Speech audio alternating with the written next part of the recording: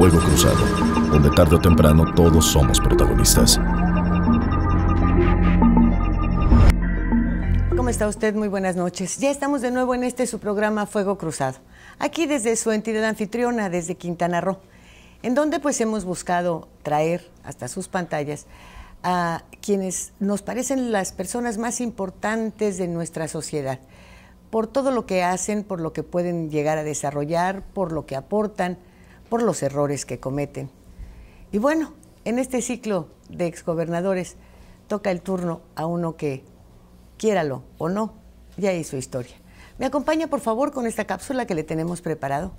Miguel Borge Martín. En su último informe de gobierno, el 26 de marzo de 1993, el doctor Miguel Borge Martín expresó: la historia es un proceso objetivo que se nutre de hechos. Las interpretaciones pueden ser diversas y hasta encontradas, pero los hechos no cambian. Permanecen como signos inequívocos a través del tiempo. Y es a través del tiempo que Miguel Borge rememora en este Fuego Cruzado los principales datos de una biografía entrelazada entre lo personal y lo colectivo. Los recuerdos personales se entrecruzan con las acciones y las obras del gobierno que encabezó de 1987 a 1993. Fueron 6 años en los que la educación, la cultura y la organización comunitaria tuvieron un notable impulso. Allí están, por citar unos ejemplos, la Universidad de Quintana Roo, el Festival Internacional de Cultura del Caribe, el Museo de la Cultura Maya en Chetumal y otras obras que marcarían un tiempo. Borge Martín siempre rehuyó la parafernalia del poder. Fue un gobernante austero que caminó siempre a ras del suelo, con los datos de la realidad al alcance de la mano. Le tocó gobernar a Quintana Roo en una época de transición. Se gestaban grandes cambios en la configuración económica y social del país, con acento en la apertura comercial impulsada por Miguel de la Madrid y Carlos Salinas de Gortari. Le tocaría enfrentar el desastre del huracán Gilberto, uno de los más poderosos y devastadores de la historia, y su secuela de incendios forestales. Y también le correspondió ser anfitrión del concurso Miss Universo, que sería el escaparate para reposicionar turísticamente al Caribe mexicano. Durante su gestión como gobernador, Miguel Borge Martín enfrentó muchos dilemas del poder, pero al final de cuentas, su memoria es un hilo conductor para entender y desentrañar los caminos donde confluyen el pasado, el presente y el futuro. Como él mismo dijo al concluir su mandato, más allá de los reflectores, más allá de las palabras, está la sobria elocuencia de los hechos que se imponen con su sola verdad, con su propio lenguaje, que es el lenguaje de la realidad. Una realidad sin ornato ni artilugio. Y aquí, él, en este Fuego Cruzado.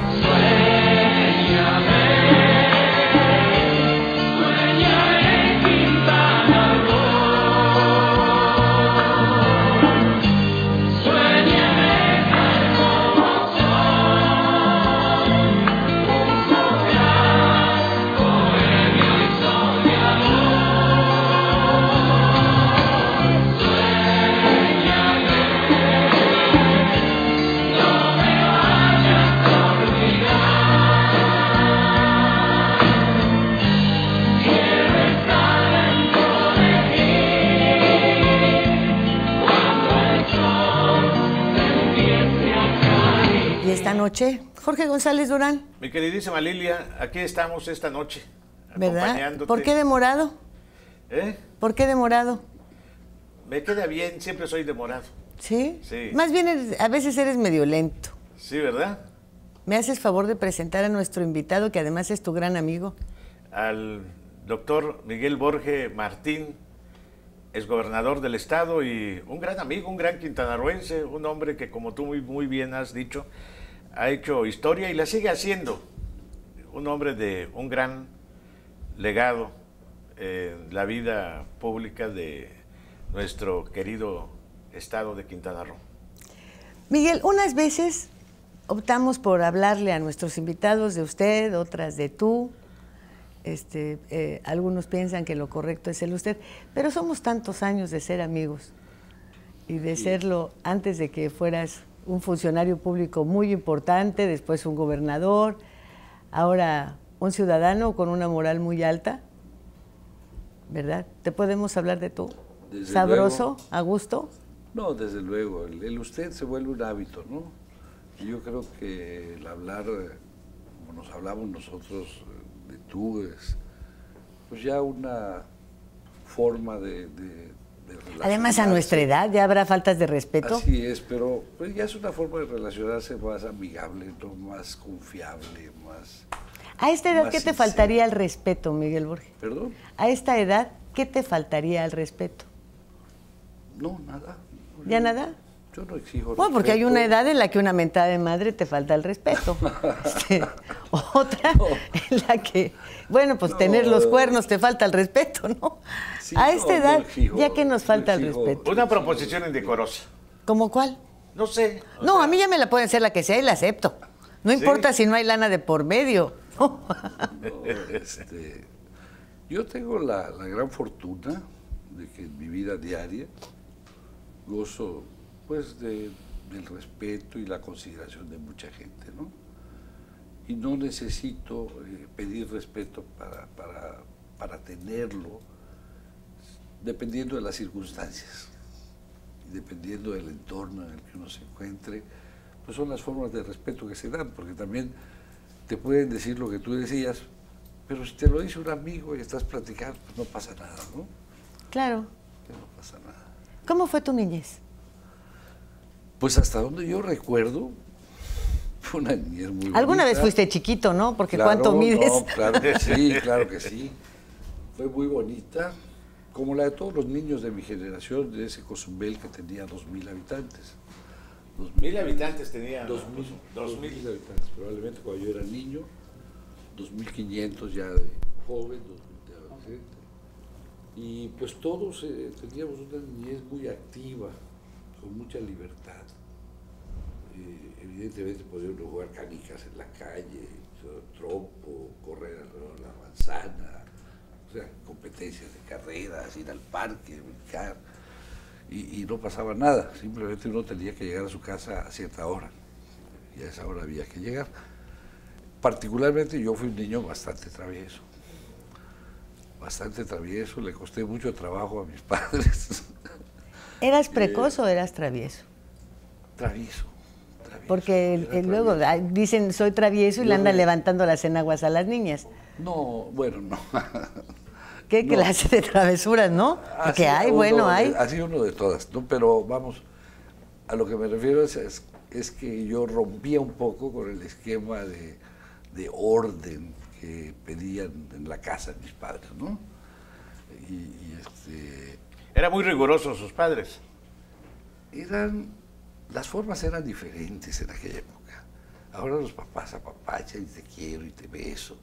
Y antes no te apapachaban, ni te decían, ni te besaban, pero sabías que te querían. Y sabías que te estaban orientando para tu bien.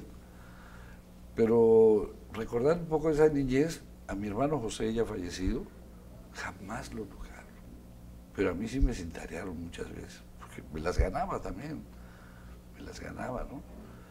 Y sí, pues mi madre era una señora del hogar, como las señoras de la época, y mi padre pues era muy exigente en cuanto a cumplimiento de lo que tú debías hacer como tu obligación de niño, de adolescente, ¿no?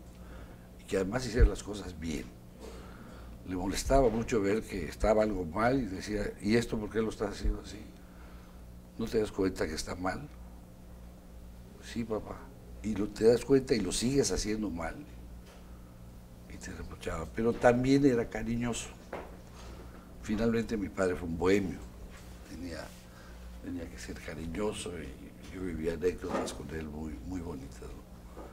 Y de esa niñez cozumeleña de la que disfrutaste, a la que tienen ahora, no solamente en Cozumel, sino en el Estado, y bueno, en esta república que ya al paso del tiempo también conoces, ¿no te lastima la diferencia? No. Son tiempos distintos, ahora las cosas son diferentes. Soy abuelo, ahora trato yo de demostrarle a mis nietos las cosas que yo hacía cuando era niño. Sí, pero como los ellos. entornos, ese Pero entorno de ellos- seguridad, ese entorno de libertad, Bueno, o sea, ese permitirte andar por las calles, jugar en las banquetas, y que te das cuenta que hoy va cada vez restringiéndose más hacia los niños. Claro. Yo me supongo que no tenían ustedes necesidad de un club, no tenían necesidad de un deportivo, No. tenían el mar, tenían los juegos, los árboles, según todo. las temporadas íbamos, bueno, con otros amigos contemporáneos, 3 veces al día al mar, a las 6 de la mañana, a la 1 de la tarde. Entonces, todo esto hemos visto cómo se ha venido restringiendo para la formación Porque han crecido de las nuevas nuestros núcleos de generaciones. población. Cuando yo te digo, corríamos, había un camión en Cozumel que llamaban La Torta, no sé por qué, y había otros 2, 3 vehículos, no había más. ¿Sí? El mar fue parte importantísima en el desarrollo de su visión del mundo. ¿El mar? El mar. El mar, sí. Sí. ¿Por qué? Porque pues era parte del, o sea, tiene que darte algo en tu formación, si es parte de la geografía en la que estás viviendo y tú interactúas con eso. Y cuando descubres Vas en no el solo a mapa de la nadar, República vas que... a pescar, interactúas con ese medio, entonces a fuerza, por fuerza tu formación, tu perfil sociocultural, tiene que tener algo que ver con ese mar, ¿no? Claro. Para trasladarse al continente. A eso voy. Cuando observaste el mapa de la República y te diste cuenta del lugar que ocupaba Cozumel, de la isla de donde estabas, de la lejanía del centro, ¿cómo se observa? ¿Es un reto? ¿Eso se convierte en un sueño? ¿Es el pensar algún día? ¿Es el decir qué bueno que estoy lejos? ¿Qué sentimientos te trae? La Ciudad de México, el centro del país, era una utopía. Se oía hablar de la Ciudad de México, la Ciudad de México. Como si habláramos de Rusia, alguna cosa. A los 18 años, ¿no? Escuchábamos mucho desde niño la radio de Cuba, las estaciones de radio cubanas. En la noche entraban un par de estaciones en la Ciudad de México y alguna de la Ciudad de Mérida, también más o menos buena señal. Pero la Ciudad de México, sabíamos que éramos mexicanos y además yo creo que lo que yo viví en mi infancia en Quintana Roo y en otras partes del estado seguramente fue lo mismo, era ese México, una utopía, pero con un sentimiento de mexicanidad muy arraigado y sabíamos que nosotros éramos parte de ese país y supongo que esto se dio también mucho en la frontera norte, ¿no? Donde no llegaban al centro, pero ellos sabían que eran mexicanos y eran el valladar de nuestra cultura ahí en el norte. Nosotros también, orgullosamente mexicanos. Así se sentía. Sí. ¿Y por qué conociste a los 18 años la Ciudad de México? Porque me fui a estudiar, ya no había manera de estudiar en Cozumel. Yo terminé la secundaria en Cozumel y dejé de estudiar año y medio. ¿Y por qué no Mérida, como la mayoría? No, porque lo que yo quería estudiar estaba en la Ciudad de México. ¿Qué quería usted estudiar? Ingeniería en aeronáutica. ¿Y siempre lo supo que quería estudiar eso? Sí, sí. Yo creo que muy influido por la época, porque comenzaron a darse los primeros lanzamientos de satélites, el primer hombre que sube y baja, Shepard, el primer hombre que orbita la Tierra, Glenn, ¿no? Y se comienzan a dar todas estas cosas, y más satélites, y la URSS, y la perrita Laika, y los soviéticos le llamaban cosmonautas y los americanos astronautas, ¿no? Los Sputniks le decían los soviéticos. Sputniks, a los satélites y demás, y entonces todo eso, pues yo creo que influyó mucho para que me inclinara por hacer estudios de ingeniería en aeronáutica. No, y luego decir, bueno, ya México está cerquita, mejor me voy a más lejos, ¿no? Y pudimos ir un grupo de 6 muchachos que no habíamos podido salir a estudiar en uno de los viajes, porque viajaba de vez en cuando a Cozumel el presidente López Mateos, se llevó a hacer una casa ahí. Lo fuimos a ver acompañados de nuestro profesor de civismo y le dijo al gobernador, que era el ingeniero Aarón Merino Fernández en aquella época, gobernador del territorio, señor gobernador, déle 6 becas a estos muchachos para que salgan a estudiar. ¿Quiénes Entonces, eran? No recuerdo todos los nombres, recuerdo. ¿Sí? ¿Nunca fueron compañeros de cuarto ni nada? No, cada uno se fue por su lado, pero Lo que hicieron fue, después de esa instrucción del presidente, hacer una selección de quiénes eran los mejores promedios de la secundaria que no habían podido salir a estudiar, y éramos los mismos 6. Ah, fíjese, curiosamente. Curiosamente, yo recuerdo ese día, lo recuerdo porque mi padre almorzaba como a las 10:30, y me van a tocar para decirme, oye, Mikey, o así me decían mis amigos, Mikey, vamos a ver al presidente a ver si nos dan las becas para ir a estudiar. Y ahí le digo, mi papá me viene a ver para ver si voy al aeropuerto, y mi papá se quedaba así. Y pues mi mamá atendiéndola, y cuando mi papá se quedaba así, nadie decía nada, mi madre no abría la boca, nada.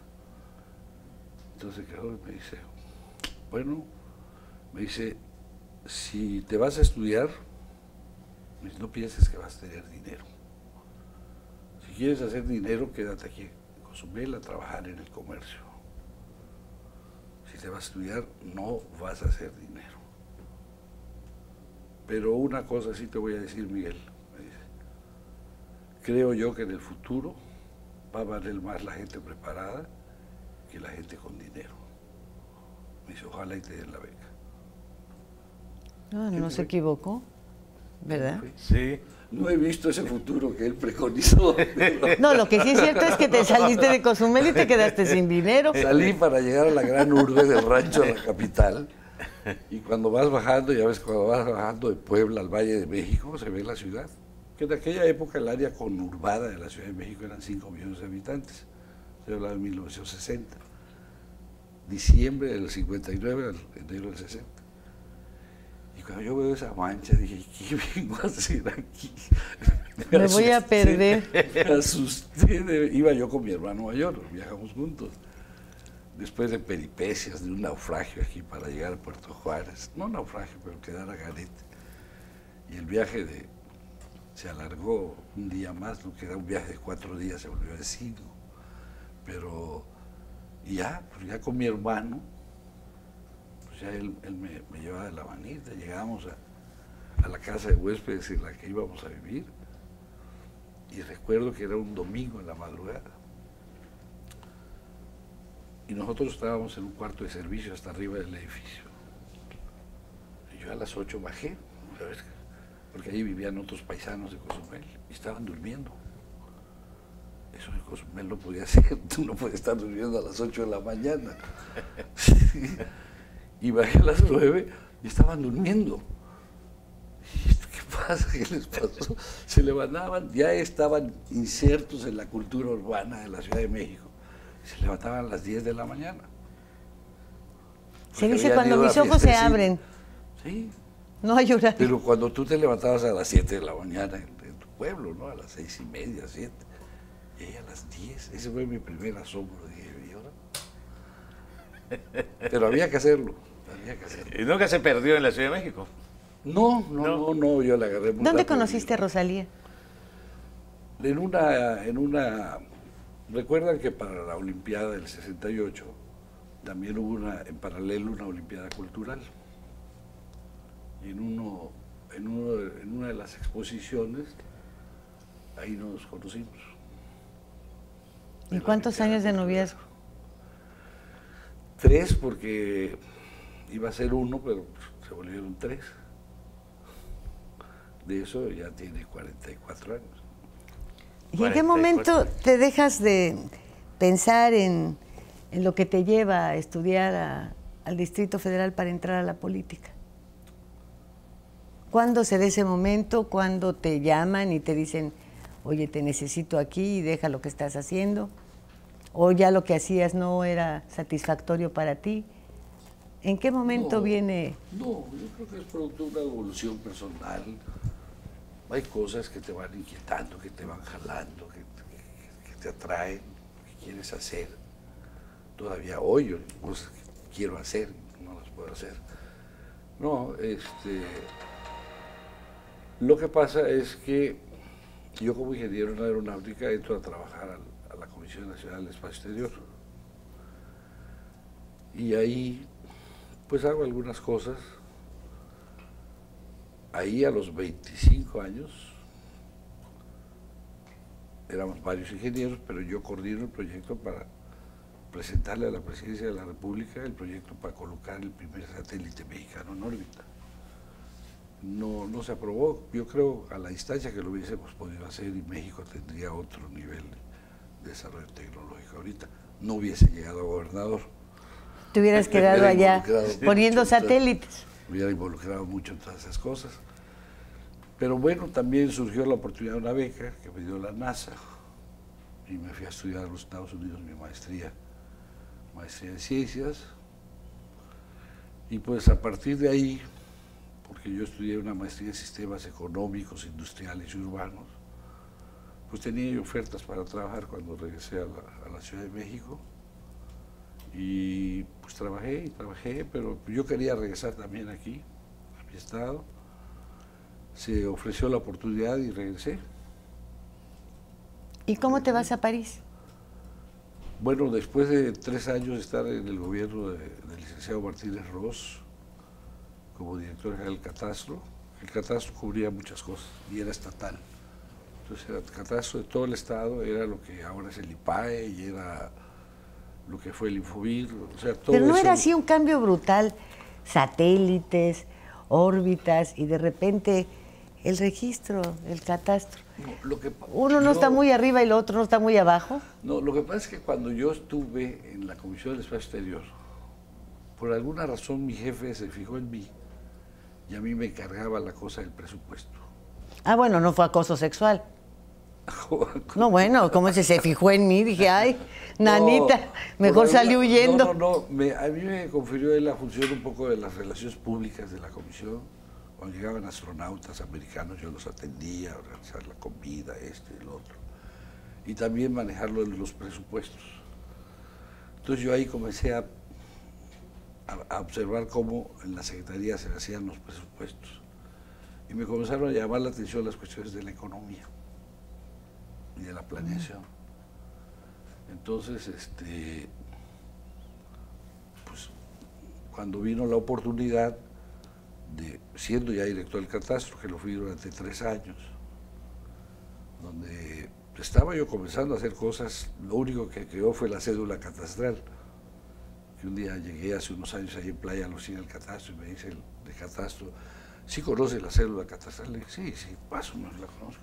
La han alterado, se ha cambiado, pero la cédula catastral era un proyecto mucho más grande que el solo uso fiscal.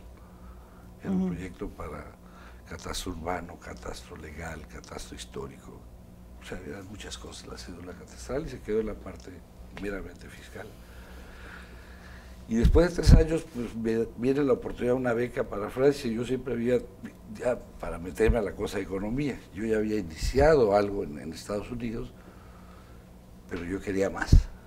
Y entonces es que me voy bueno, obtengo la beca, que era una beca del gobierno mexicano a través del CONACYT y del gobierno francés, y me voy a Francia. ¿Y ya te vas casado? Así, casado y con 2 hijos. No me digas. Con una beca a nivel de mínimo salariado, abandonando la dirección general con vehículo, con secretario particular, secretaria. El primer funcionario en Quintana Roo que tuvo una mujer secretaria fui yo. No me digas. Juanita Santín fue mi secretaria particular. Ah, la que es directora de la Casa de la Cultura de aquí. Exactamente. Sí. Y dejas vehículos, todo para ir a vivir como un mínimo asalariado ahí. Bueno, en esta etapa de tu vida en París, creo que la heroína es tu mamá. ¿Nos vas a platicar por qué después del corte? Sí. Enseguida volvemos.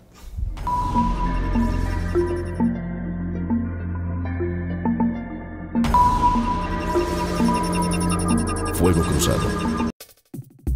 Y en esta esquina, entusiasmo, entrega, responsabilidad, apoyo al deporte y un gran compromiso informativo, porque los logros van de la mano con el servir a la gente. Kekegi. Las cosas que queremos, los proyectos que empiezan, las ilusiones concretadas, necesitan una asesoría legal y una base concreta. Notaría 64. Respaldamos tus actos legalmente.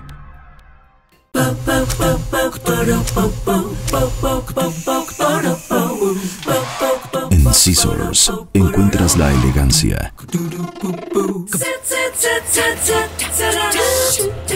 el estilo, la moda y el glamour para que te veas espectacular. Scissors, centro de belleza y alta peluquería. Plaza Bonampak 45, local 6, Cancún, Quintana Roo.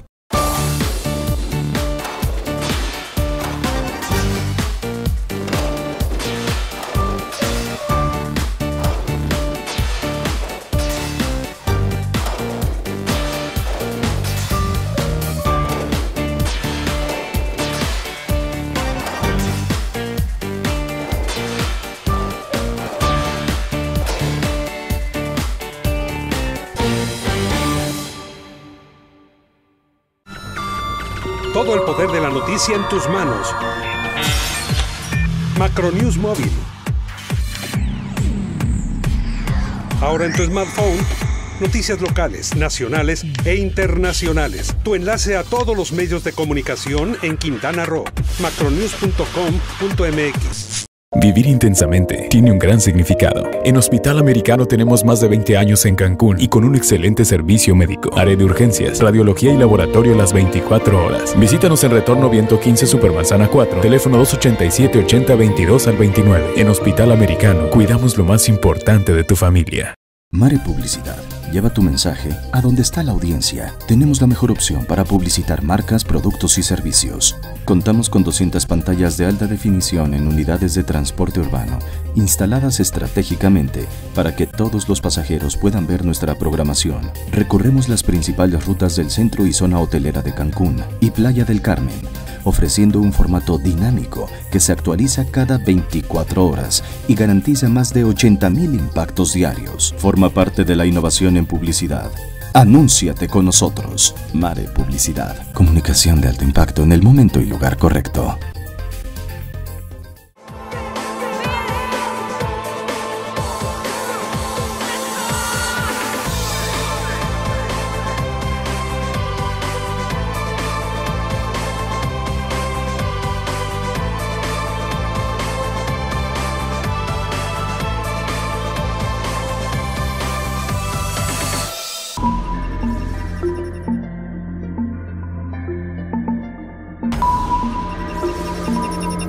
Pues no te resistas, Miguel. Compártenos esa parte. No. Es una parte que yo encuentro a tu mamá maravillosa. Alguna vez lo platicamos en privado, sí, cuando... Sí, mira, ahorita estamos en privado, nadie nos ve, no te preocupes. Que no solo el fuego que se atraviesa aquí de vez en cuando, ¿no? Pero yo creo que la heroína de ese viaje, de esos 3 años de Francia, fue mi esposa, y luego les platico por qué. Pero cuando mi madre va a visitarlos, en una ocasión, que por cierto volaban de Miami a París, y en Miami, pues, mi mamá no sabía que los equipajes se ponían a circular por las bandas, y se pasó horas porque no encontraban su equipaje y lo fueron a reclamar y estaban sus equipajes ya fuera de la banda, porque nadie los había recogido, no sabía qué hacer, pero bueno, ya en París, de repente un día que pues yo salía, Rosalía iba a trabajar, yo me iba a veces a la biblioteca porque ya no llevaba clases de salón, cursos presenciales, mis hijos a la guardería y a la escuela maternal, y mi mamá, pues, se le hizo fácil ir a una tiendita que había ahí cerca, pues a comprar cosas para cocinar, y una de las cosas que quería comprar pero eran huevos, los blanquillos, que le llaman en el centro, huevos de gallina, pero huevo es una palabra que es difícil de pronunciar bien, una cosa así, y cuando son huevos es de se, es así raro, ¿no? Pero pues ella ni sabía ni sabía de se, entonces cuando llega y dice, cuac, cuac, cuac, cuac, cuac, cuac, cuac, cuac, cuac. Es una viejita de 65 años, le valía su vida. Y ya le dijeron dónde estaba.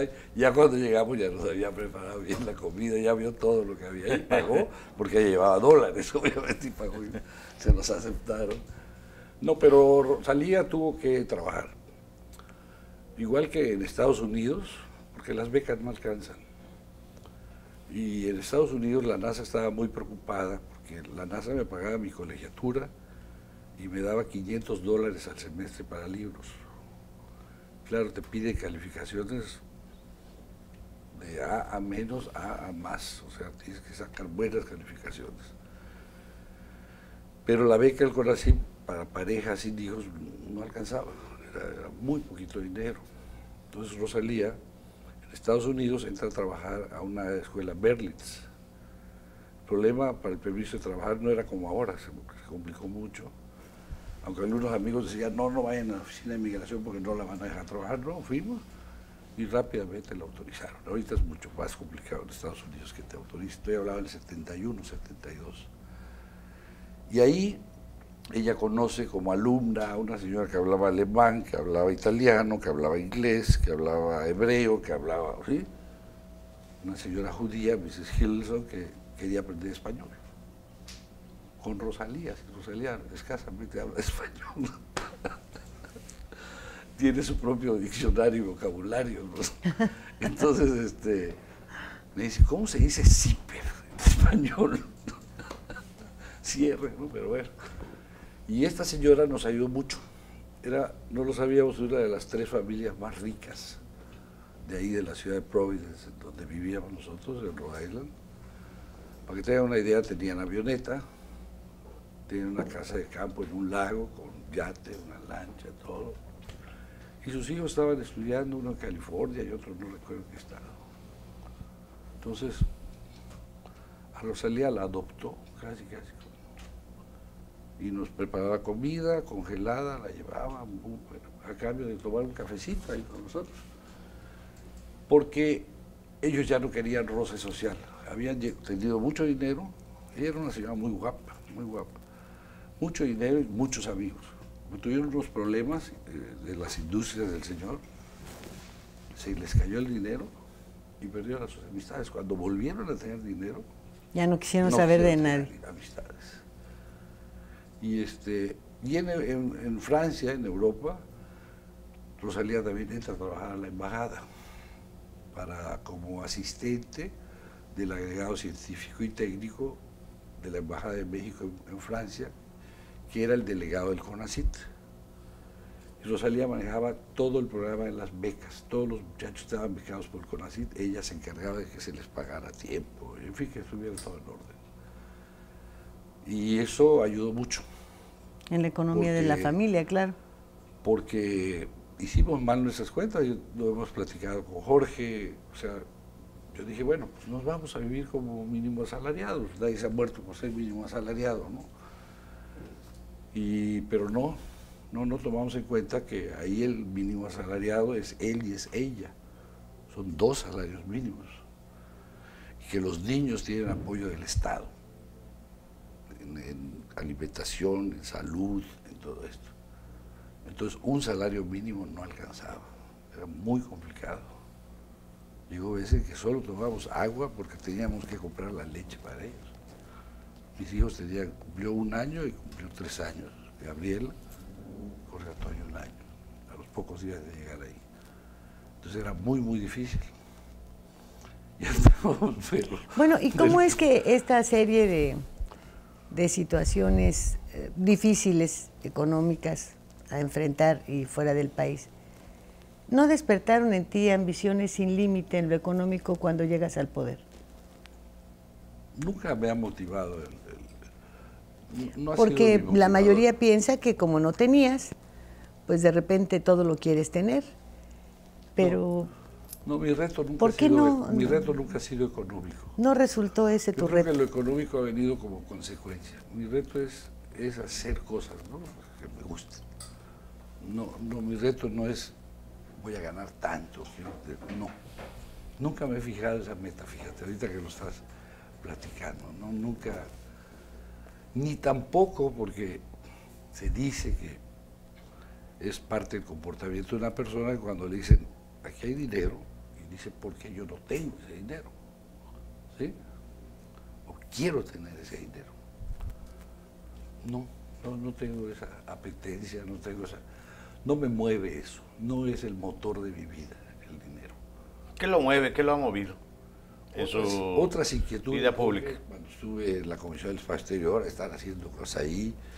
Cuando estuve aquí como gobernador, pues estar echando a andar programas, ¿verdad? Que ayudaran, coadyuvar con la educación y la cultura, la consolidación de la soberanía del Estado. Cuando estuve estudiando, hacer demostraciones que no se habían hecho, hacer cosas, y eso me mantiene ocupado. Bueno, así como en la semana anterior hablamos con Martínez Ros. Ocupado y a gusto. Haciendo lo que te gusta. Hablábamos de su registro ya en los libros de la historia del Estado, pues por ser el primer gobernador constitucional. El tuyo, he comentado muchas veces que pasarán 200 años y en el aniversario de la Universidad de Quintana Roo, pues se seguirá mencionando a su fundador, Miguel Borge. Un solo hecho, un paso por la historia. ¿Qué te dice?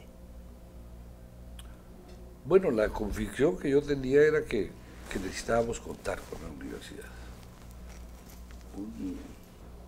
Un Estado que no tiene una universidad, que no tiene un teatro todavía a la altura del Estado. Son cosas que nos faltan, ¿no? Nos faltan.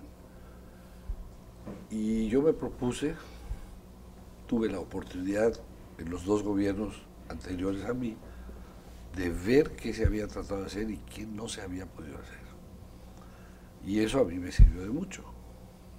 Entonces, cuando yo llego como gobernador, desde el nombramiento del secretario de Educación del Estado, que no fue muy bien recibido por los maestros, porque quería que fuese un maestro, tenían ellos esa aspiración, el nombramiento del rector, del secretario de Educación del Estado, que fue el doctor Enrique Carrillo, ya tenía que ver con mi proyecto de crear la Universidad de Quintana Roo. Después, la construcción de varios colegios de bachilleres. O sea, yo no podía permitir a la hora de plantear el proyecto a la federación que me dijeran, pero si usted no tiene egresados de preparatoria, ¿para qué quiere una universidad? Entonces, de entrada, luego, en los primeros años, a crear colegios de bachilleres. ¿Sí? Para tener matrículas suficientes. Para que no van a decir, no, sí, tenemos tantos colegios de bachilleres, tenemos tal matrícula de egresados de preparatoria que necesitan ir a la universidad. Y la última fue que querían que se hiciera una universidad tecnológica, que ahora existe. Y recuerdo que el secretario de Educación insistía en su universidad tecnológica y le dije, a ver, no. ¿Quién era entonces el secretario de Educación? Manuel Bartley. Y mira, Manuel, yo soy politécnico. Tenemos 3 tecnológicos. Y lo que necesita Quintana Roo es una universidad. Bueno, se convenció y luego hubo una cosa ahí que sucedió que parecía que no se había convencido bien cuando todos sus asesores en educación superior nos apoyaron para el proyecto de la Universidad de Quintana Roo, ¿no? La NUYES y otras universidades. Y pues salió bien, se pudo lograr. Hubo mucho apoyo del presidente Salinas de Gortari, tengo que decirlo, para que se hiciera realidad la Universidad de Quintana Roo, porque también hubieron quienes no querían que se hiciera la Universidad de Quintana Roo. Cuando se asume el poder... Pero cuando él golpeó el escritor y dijo, se crea la Universidad de Quintana Roo en su oficina en México, se crea. Quedó listo. No estaba yo ahí, me lo platicaron. Cuando se asume el poder, ¿se piensa en dejar un legado, en pasar al registro del libro de la historia del Estado? ¿O se piensa en 6 años de ejercicio de poder? ¿En qué se piensa? ¿Tú pensaste, voy a construir la universidad como necesidad y también para que permanezca mi nombre, para que no se vea mi paso inútil? ¿No? Si tú te das cuenta, si ustedes, Jorge, se dan cuenta, en todas las cosas que son obras físicas que se hicieron durante mis 6 años, estuvo prohibido que mi nombre apareciera en ninguna placa, y no aparece. Las cosas que se inauguraron cuando yo fui gobernador, dice inaugurado por el presidente de la República y el gobernador. El presidente se ponía su nombre y el gobernador del Estado. Y el que quiera averiguar quién era el gobernador, que vea la fecha y averigüe. Estaba prohibido mi nombre. Sí, es cierto, ese es un detalle muy importante. Poner mi nombre. Sí, no. Bueno, pero sin quererlo, te repito, tendrán que mencionarlo en cada aniversario de la universidad, eso es. Eso sí, estaba implícito, ¿no? ¿Quién te dice a ti, usted va a ser el gobernador de Quintana Roo? ¿El partido, el presidente? El partido. ¿Pedro? ¿Quién? El partido. Esa es una anécdota bonita, no sé si se las he platicado, que pues ya estaba el bullicio de que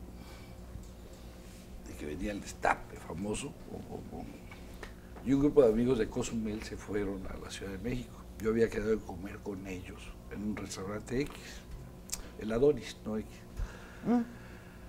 Y resulta que era el cumpleaños de un colega senador y nos vamos a comer al Centro de Banqueros, que es un edificio que es el Centro de Banqueros, el Centro de Banqueros no sé qué tiene, pero así le llaman.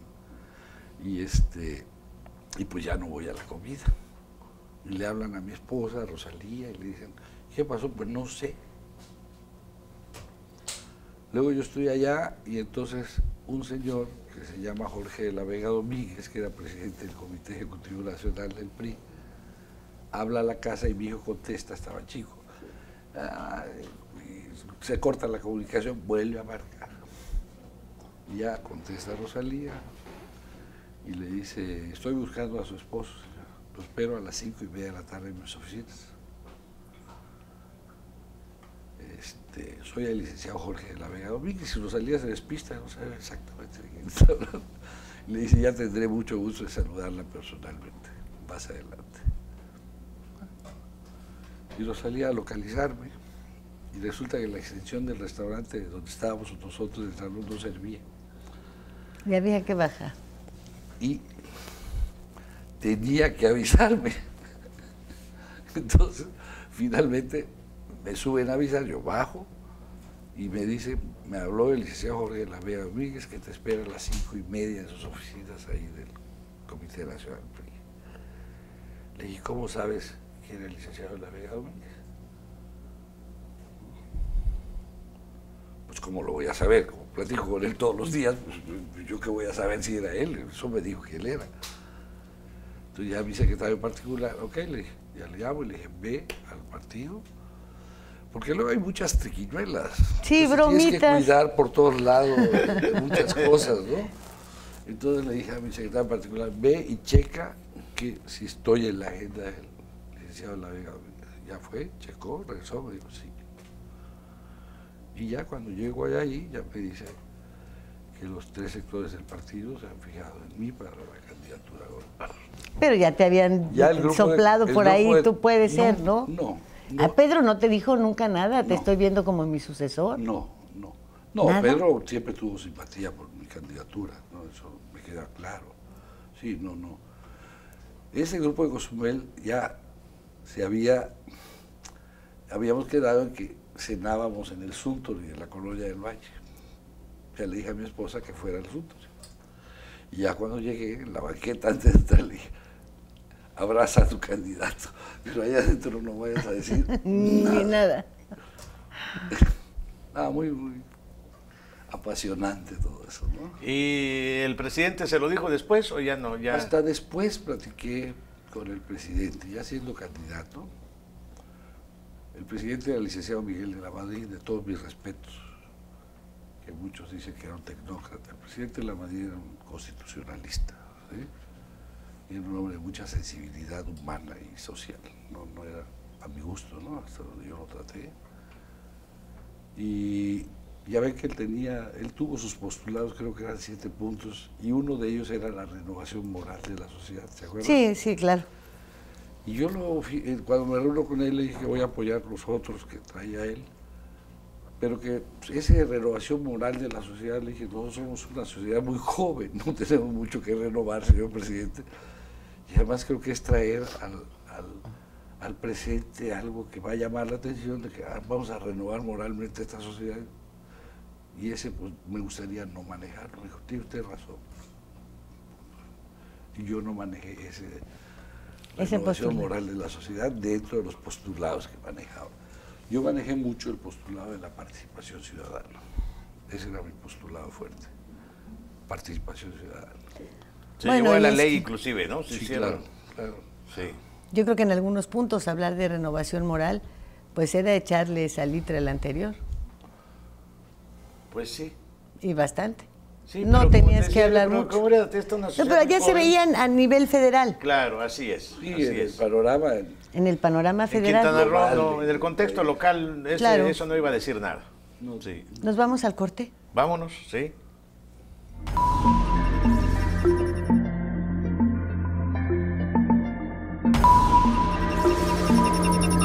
Fuego Cruzado.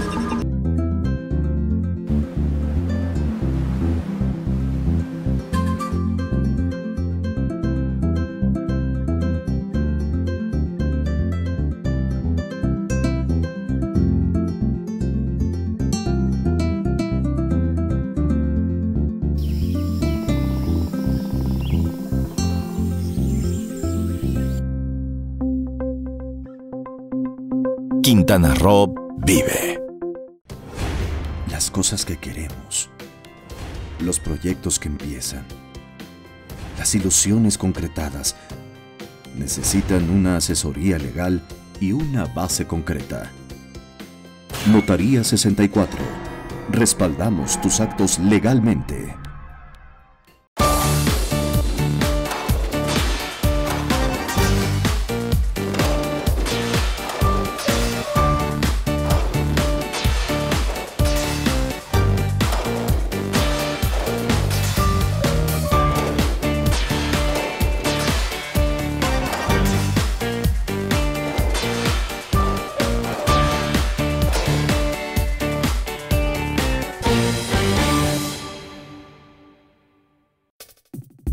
Y en esta esquina, Entusiasmo, entrega, responsabilidad, apoyo al deporte y un gran compromiso informativo, porque los logros van de la mano con el servir a la gente. Que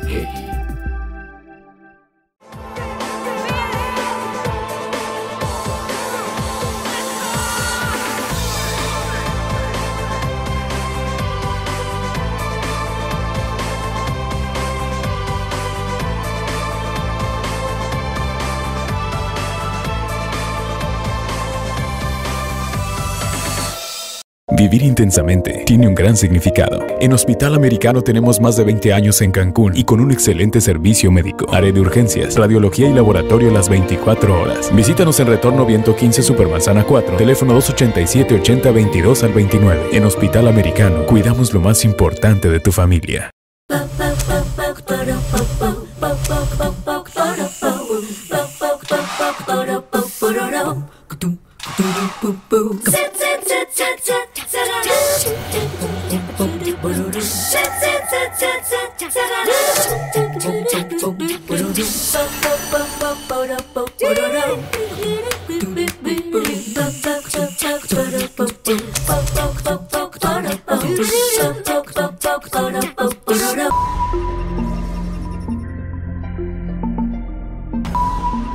Bueno, ya llegamos al presente y llegamos al momento en el que escribes sobre el cambio, sobre los cambios.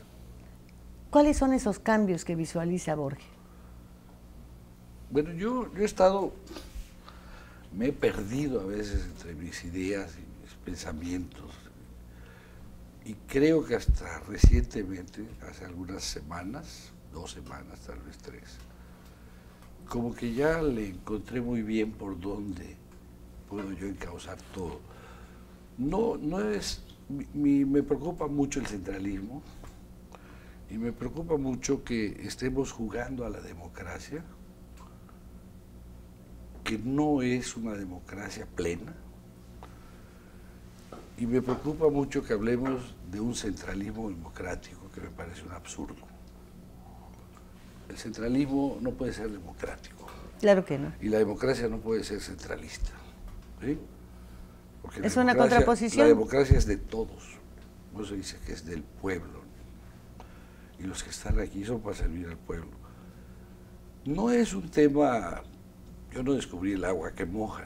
Este tema se ha venido picoteando por muchos lados. Hay muchos escritores, columnistas, intelectuales que han tocado el punto.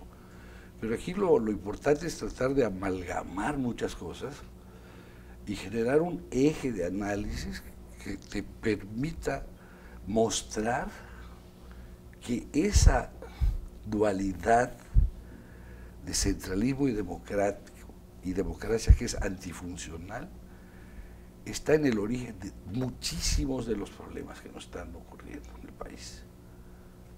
Muchísimos. No corregiría todo, pero corregiría una gran cantidad de las cosas que nos están pasando. Entonces, si vamos a hablar de un país democrático, vamos a ser democráticos, que yo creo en la democracia además, ¿sí? Pero vamos a ser democráticos de verdad, no de mentiritas. Y para hacer esto vamos a hacer también realidad el federalismo que marca nuestra Constitución. De otra manera nos vamos a seguir pasando el tiempo en un país de mentiritas, en donde cada vez más, sobre todo después de cada proceso electoral, sea estatal o federal, se desgasta la imagen institucional y se pierde el ánimo democrático. Un desgaste paulatino, acumulativo, y todo cargado a una figura que es la del presidente. Si en otro país, voy a imaginar nuestros vecinos, Estados Unidos, puede ser Francia, ocurre algo, porque han ocurrido cosas donde alguien mata 40 personas y todo, el problema no se va al presidente. Aquí todo se tiene que ir al presidente. Porque él concentra además todo el poder. Y ahorita las policías únicas que van a ser, yo creo que sí van a ser un remedio, pero no debieran serlo, el mando único va a cargarle más responsabilidades al presidente. ¿Sí? Lo va a recargar de responsabilidades. Sí, lo puede recargar de poder, pero también de culpas, ¿verdad? Sí, claro. Imagínate que el alcalde de Nueva York no tiene control sobre la policía de Nueva York. O el alcalde de Los Ángeles no tiene control sobre la policía de Los Ángeles. Está cañón, ¿no? Pero todo eso se puede dar si nosotros realmente rehacemos el sistema federal y democrático de este país. Y de participación ciudadana quizá también. Está implícito en la democracia, Jorge. Claro. Ahí está. Una democracia que yo llamo activa. Pero cada día la gente se ausenta más de los procesos electorales. Lo único que nos quedó de la democracia es contar votos. Lo único. No, la democracia no se extingue ahí. Claro. ¿Por qué hay un país y hay una elección de presidente? ¿Por qué hay otra circunscripción que es un estado? ¿Por qué hay otra que se llama un municipio? ¿Por qué hay otra que se llama distrito, electorales locales o federales?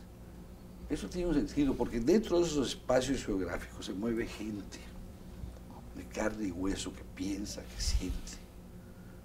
Y nosotros simplemente contamos votos y no tomamos en cuenta a esa gente que está ahí por todo este centralismo, que a veces, tal vez hasta sin pedirlo, obtiene las actitudes hacia el centro sin que el centro las pida. ¿Sí? Sí, o se generan las circunstancias y el centro las atrae. O sea, se va retroalimentando. Entonces en eso estoy, pero ya creo que voy encontrando más la punta de la hebra. ¿Sí? Tiene un texto sobre la educación que toca también el tema respecto a la educación. La educación va a tener que está vinculada a la democracia, muy vinculada a la democracia.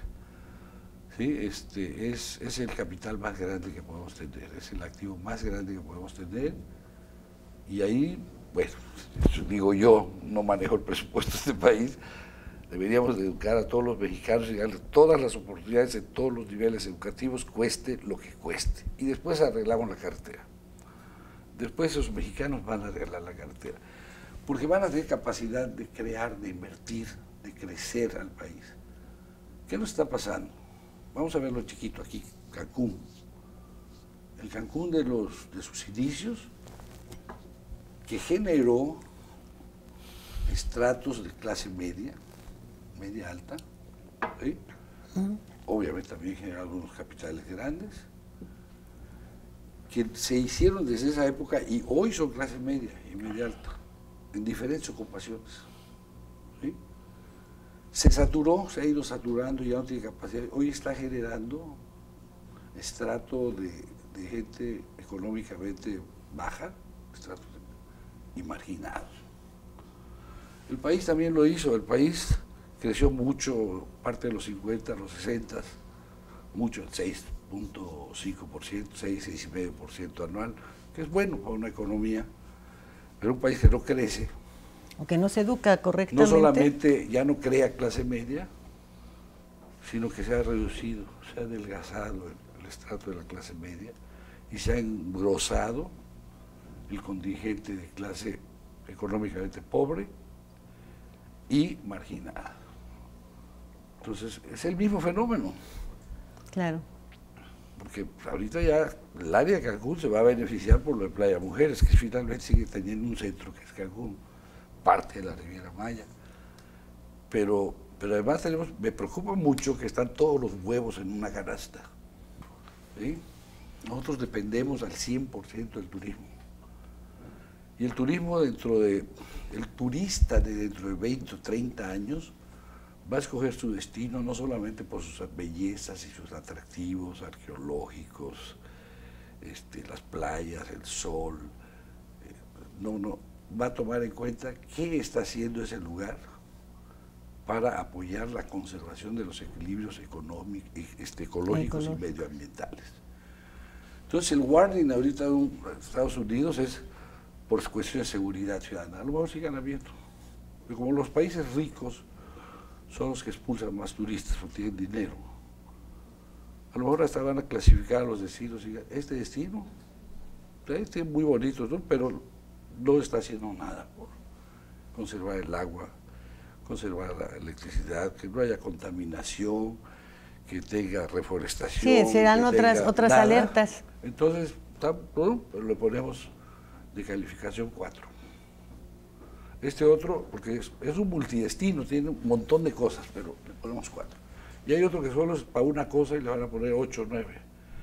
Y con las redes sociales, porque cada día, en vez de esta plática, van a haber pláticas sobre el tema medioambiental y ecológico del planeta global. Claro, será el siguiente dolor de cabeza. Estas noticias van a ir ganando espacio, ¿sí? Por la crisis que ya estamos comenzando a ver. Y al rato nos va a generar más preocupaciones y con las redes sociales la gente va a decir, no, pues yo voy al que tiene 8 de calificación. No voy a ir ahí donde no se para la basura. No voy a ir ahí donde despilfarran el agua. No voy a ir ahí donde no generan energía eléctrica limpia. No destruyen los manglares. Nada. Los manglares peccata minuta contra todo lo que tenemos que hacer. Es un montón lo que tenemos que hacer y no lo estamos haciendo. Para realmente darle sustentabilidad al turismo. Miguel, un mensaje para los quintanarroenses, los peninsulares, nuestros parientes yucatecos y campechanos, para este fin de año, para el 2015, por favor, para despedirnos. Pues ese iba a ser mi mensaje, que la pasen muy bonito, en familia, con los amigos, que la disfruten mucho. Hay que renovar los bonos de nuestros buenos deseos para el año entrante y pues ojalá y sea para bien, para mejor de todos. ¿Crees en el futuro de México? Sí, claro. Somos un paisote. Somos un paisote. Jorge, ¿nos vamos? Nos vamos a cenar. Vamos a cenar. Así Miguel Borge. Donde inviten. Gratinado, calentito de la boca, donde ustedes digan. Bueno, pero vas a pagar tú, ¿verdad? Bueno, soy capaz. Bueno, gracias. Muchas gracias por el favor de su atención. Fuego Cruzado, donde tarde o temprano todos somos protagonistas.